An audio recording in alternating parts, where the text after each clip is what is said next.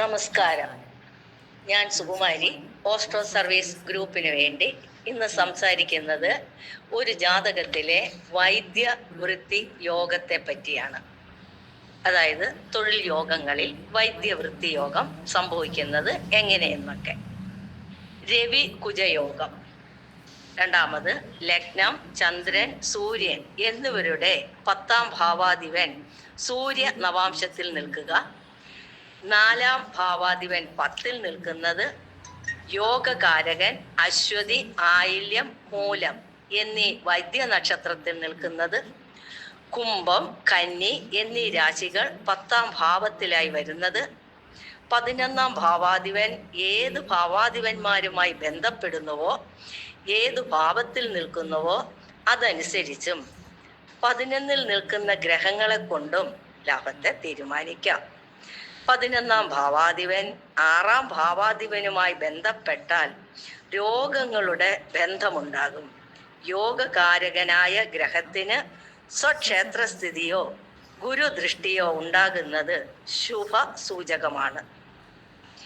ഇങ്ങനെ വന്നാൽ ബന്ധമുണ്ടാകും, പക്ഷേ രോഗിയല്ല.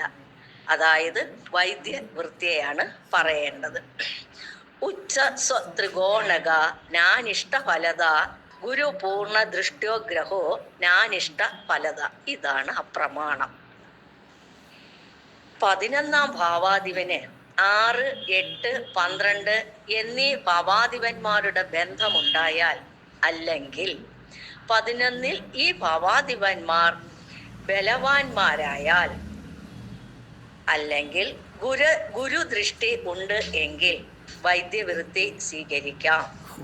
2ാം ഭാവാധിപന്റെയോ ബുധന്റെയോ സിദ്ധാംശം ആര്യമാവ്, ഭഗൻ എന്നിവരുടെ അധീനതയിൽ വരുന്നതും വൈദ്യവൃത്തി സൂചകം ആണ്. ഇനി തൊഴിൽ യോഗത്തിൽ സാങ്കേതിക വിദ്യ.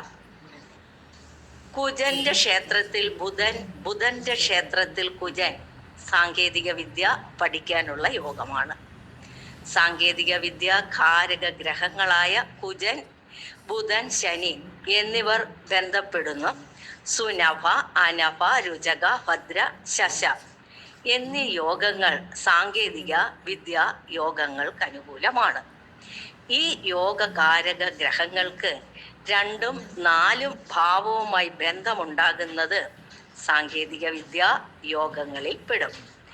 2ാം ഭാവാധിപൻ ബുധൻ എന്നിവരുടെ സിദ്ധാംശം വിശ്വകർമാവ്, മയൻ എന്നിവയുടെ അധീനയിൽ വരുന്നതും സാങ്കേതിക വിദ്യ യോഗം ആണ്. നന്ദി, നമസ്കാരം. ഇനി അടുത്ത വിഷയമായിട്ട് അടുത്ത വീഡിയോയിൽ.